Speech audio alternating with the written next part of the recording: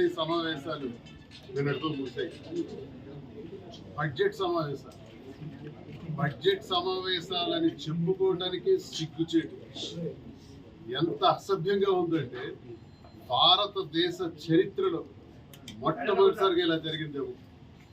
సాధారణంగా ఎన్నికలు ఏ ఏడాది అయితే జరుగుతాయో ఆ ఏడాది ఓట్ ఆన్ అకౌంట్ బడ్జెట్ పెడతారు. ఎందుకంటే ఎన్నికలకు వెళ్ళటానికి. మరి ఎన్నికలు ముగిసిన తర్వాత జూన్ నెలలో కొత్త ప్రభుత్వం వచ్చిన తర్వాత ప్రమాణ స్వీకారాలు చేసిన తర్వాత అప్పుడు ఫుల్ బడ్జెట్ పెట్టారు. ఇది ఆనవాయితీ. వైఎస్ఆర్ కాంగ్రెస్ పార్టీ గతంలో కూడా జూన్ నెలలో ప్రభుత్వాన్ని చేపట్టిన తర్వాత ఫుల్ బడ్జెట్ 2 లక్షల కోట్లతో పెట్టడం జరిగింది. అది ఆనవాయితీ ఎప్పుడు. కానీ విచిత్రమైనటువంటి పద్ధతులు ప్రవేశపెట్టారు. ఈసారి బడ్జెట్ అన్నది ఫుల్ బడ్జెట్ పెట్టకుండా ఓట్ ఆన్ అకౌంట్ బడ్జెట్ మళ్ళీ రెండోసారి ప్రభుత్వం అధికారంలోకి వచ్చిన తర్వాత కూడా ఓట్ ఆన్ అకౌంట్ బడ్జెట్ 4 నెలలకు పెట్టారు. అంటే సెప్టెంబర్ అక్టోబర్తో పూర్తవుతుంది. ఇప్పుడు ఫుల్ బడ్జెట్ పెట్టారు. అంటే ఇప్పుడు ఫుల్ బడ్జెట్ ఈ నెలలో పెడితే నవంబర్, డిసెంబర్, జనవరి, ఫిబ్రవరి, మార్చి, అంటే మార్చిలో మళ్ళీ బడ్జెట్ వస్తుంది. మళ్ళీ బడ్జెట్ పెట్టుకోవాలి, మళ్ళీ బడ్జెట్ సమావేశాలు పెట్టుకోవాలి. బడ్జెట్ సమావేశాలు పూర్తవుతున్నాయి, మళ్ళీ బడ్జెట్ సమావేశాలు ప్రారంభమవుతాయి. చరిత్రలో ఎక్కడా లేదు. మీ ప్రభుత్వం బడ్జెట్ కూడా పెట్టుకోలేని దౌర్భాగ్యమైన స్థితిలో, దిక్కుమాలిన స్థితిలో ఉంది అనడానికి ఇదే నిదర్శనం. బడ్జెట్ సమావేశాలు ఎందుకు పెట్టలేదు? అసలు ఫుల్ బడ్జెట్ ఎందుకు పెట్టలేకపోయారు? చంద్రబాబు నాయుడు ఎన్నికలకు ముందు ఈ రాష్ట్రానికి అప్పు 15 లక్షల కోట్లు అని చెప్పాడు. మరికొద్ది రోజుల తర్వాత 14 లక్షల కోట్ల అప్పు అని చెప్పాడు. ఆ తర్వాత సాక్షాత్ గవర్నర్ గారి ప్రసంగంలో గవర్నర్ గారి చేత అబద్ధం ఆడించాడు, 10 లక్షల కోట్లు అని. కానీ నిజానికి నిన్న బడ్జెట్ బుక్ లో చంద్రబాబు నాయుడు సాక్షాత్ ప్రవేశపెట్టిన బడ్జెట్ బుక్ లో చూస్తే 6,42,000 కోట్లు. అంటే రాష్ట్రం విడిపోయిన తర్వాత, ఉమ్మడి రాష్ట్రంగా విడిపోయిన తర్వాత వచ్చిన అప్పు 2014 నుంచి 19 వరకు చంద్రబాబు నాయుడు ప్రభుత్వం, తెలుగుదేశం ప్రభుత్వం చేసిన అప్పు, జగన్మోహన్ రెడ్డి గారి ద్వారా ఆ ప్రభుత్వంలో జరిగినటువంటి అప్పు మొత్తం కలిపి 6,41,000. ఇంకా కార్పొరేషన్లు వీటి ద్వారా తీసుకుంటే మహా అయితే 7,20,000 కోట్లు. దీన్ని మరి 14 లక్షల కోట్లని ఎలా చెప్పాడు చంద్రబాబు నాయుడు? గవర్నర్ గారి చేత 10 లక్షల కోట్లని ఎలా చదివించాడు? మరి నిన్న బడ్జెట్ లో 6,40,000 కోట్లు ఎందుకు చూపించాడు? మోసం, దగా, ప్రజలకు మోసం చేశారు, నయవంచన చేశారు. మీరు ప్రజలకు ఏమని చెప్పి అధికారంలోకి వచ్చారు? సూపర్ 6 చేస్తామన్నారు, సూపర్ 7 చేస్తామన్నారు. ఎస్, మేము అదే అడిగాం. మీరు బడ్జెట్ సమావేశాలు ఇప్పటికైనా ఫుల్ బడ్జెట్ పెట్టారు, ఓకే, సంతోషం. చరిత్రలో మొదటిసారిగా ఇంత లేటుగా ఫుల్ బడ్జెట్ పెట్టడం ఓకే. కానీ ఇప్పుడు బడ్జెట్లో ఏ అంశాలు పెట్టారు? ఈ ప్రశ్నలన్నింటి మీద మద్దతు ధర ఎంత ధాన్యం, మళ్ళీ ధాన్యం కొనుగోళ్ళు ఏం చేయబోతున్నారు? మళ్ళీ దళారీలు వస్తారా? ఆల్రెడీ దళారీలు పొలాలకు వెళ్తున్నారా, కళ్ళాలకు వెళ్తున్నారా? మళ్ళీ rice millers rowdyism, goondaism start అయింది. ఎందుకంటే రైస్ మిల్లర్స్ యాజమాన్యాలు మీ వాళ్ళే కదా, మీ సోదరుడు హరిప్రసాదే కదా సర్వస్వం, శాశ్వత అధ్యక్షుడు కదా రైస్ మిల్లర్స్కి. కాబట్టి దోపిడీ చేస్తారు. మీకు ఉంది కదా రైస్ మిల్, దోపిడీ చేస్తారు. ధాన్యాన్ని ఇష్టానుసారంగా రైతులకు గిట్టుబాటు ధర లేకుండా దళారీ వ్యవస్థ ద్వారా మీరే దళారీలుగా మారిపోతారు. ఈ రోజు రైతుల తాలూకా నడ్డి విరగొట్టాడు వ్యవసాయ శాఖ మంత్రి అని నేను స్పష్టంగా తెలియజేస్తున్నాను. అసలు రైతుల విషయానికి సంబంధించి ఈ జిల్లాకు చెందినటువంటి మంత్రి అచ్చెన్నాయుడు నడ్డి విరగొట్టాడు ఈ రాష్ట్రంలో రైతులు. అచ్చెన్నాయుడిని సూటిగా ప్రశ్నించాం.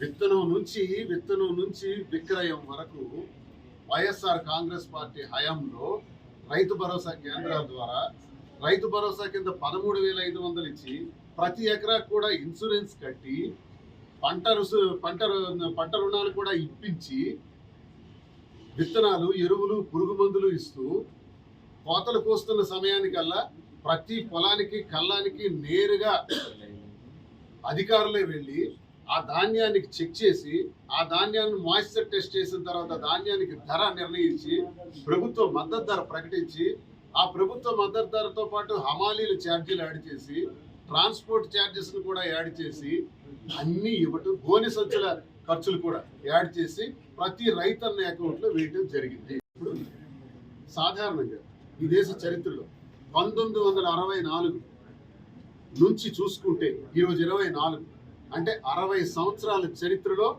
కని విని ఎరుగని రీతిలో ఈ దుర్మార్గమైన కూటమి ప్రభుత్వం ఒక తప్పుడు నిర్ణయం చేసింది. పిఎస్సి అధ్యక్షుడిగా ఎవరికి ఇస్తారు? చైర్మన్ గా అపోజిషన్ పార్టీకి ఇస్తారు. అపోజిషన్ పార్టీకి ఇచ్చేటప్పుడు మెజారిటీ అక్కర్లేదు. పార్లమెంట్ లో 2 స్థానాలు ఉన్నప్పుడు కూడా పిఎస్సి ఇచ్చారు బీజేపీకి. 22 మంది ఉన్న రోజు కూడా అపోజిషన్కి ఇచ్చారు. పిఎస్సి అంటే ఏంటి? ప్రజా పద్దుల కమిటీ. అంటే ప్రభుత్వం చేస్తున్నటువంటి పరిపాలనా విధానాల మీద, ప్రభుత్వపు లెక్కలపైన నిగ్గుదీసి అడిగే అవకాశం ప్రతిపక్షానికి ఇస్తారు.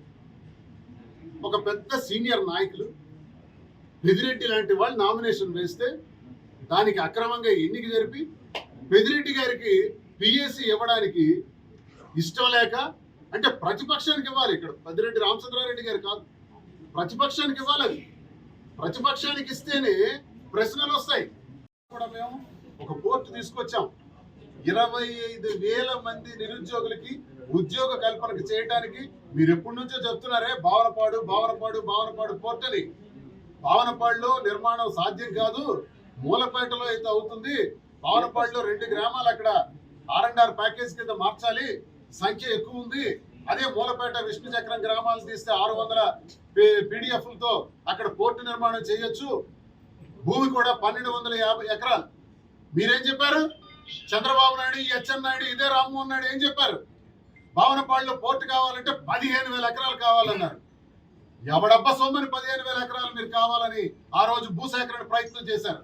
అంటే భావనపాడు, మరిపాడు, ఆ సెలగపేట, నౌపడ గ్రామం వరకు 15,000 ఎకరాలు కావాలంట పోర్టు నిర్మాణం చేయడానికి, భావనపాడు పోర్టు నిర్మాణానికి. నేను ఆ రోజే ప్రశ్నించాను, 15,000 ఎకరాలు దేనికి?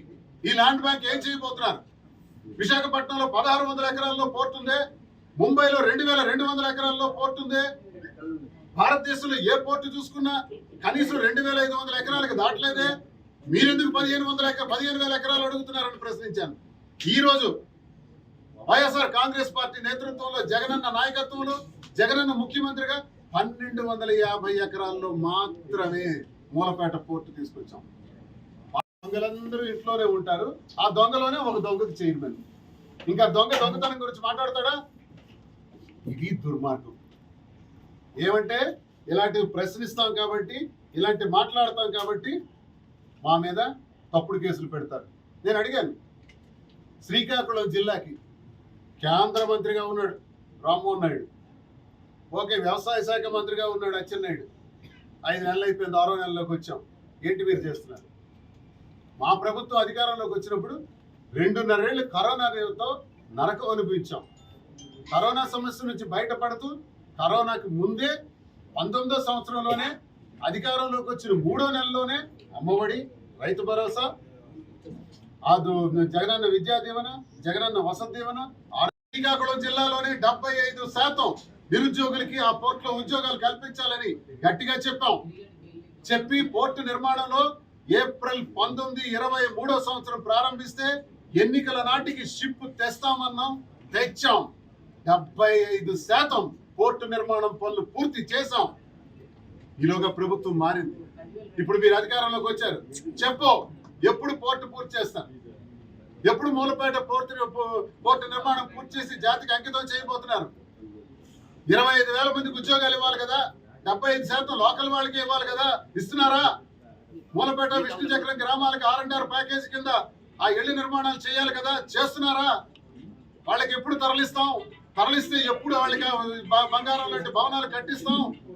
అలాగే ఎర్రమండలం వట్ట బ్యారేజ్ నుంచి ఎలా అయితే జగన్మోహన్ రెడ్డి గారు అక్కడ కిడ్నీ వ్యాధిగ్రస్తుల కోసం పైప్ లైన్స్ ద్వారా త్రాగునీరు అందించారు ఇచ్చాపురం, పలాస నియోజకవర్గాలకి. అదే రకంగా పోర్టు నిర్మాణంలో భాగంగా ఆ R&R ప్యాకేజీలో ఉండే వాళ్ళకి రేపు ఇతర దేశాల నుంచి ఇతర ప్రాంతాల నుంచి ప్రజా అవసరాల కోసం మొత్తం నీరు మరి అక్కడి నుంచే హిరమండల నుంచి తీసుకురావాలని మేము మాట ఇచ్చాం.